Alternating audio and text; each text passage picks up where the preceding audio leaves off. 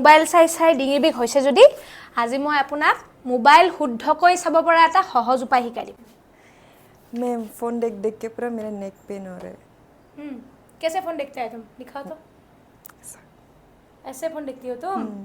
Neck pain तो होगा ही। কম্পিউটাৰে আপোনাৰো এনেকৈ মোবাইল চাই ডিঙিৰ বিষ হৈছে যদি আজি মই আপোনাক মোবাইল শুদ্ধকৈ চাব পৰা এটা সহজ উপায় শিকাই দিম। আমি যেনেকৈ মোবাইলটো এনেকৈ চাওঁ ন, চালে আমাৰ ডিঙিটোত বহুত বেছি প্ৰেছাৰ পৰে আৰু মোবাইলটো নোচোৱাকৈতো আমি থাকিব নোৱাৰোঁ। মোবাইলতে নিউজ আহে, মোবাইলতে আমি পঢ়া শুনা কৰোঁ, হয়নে?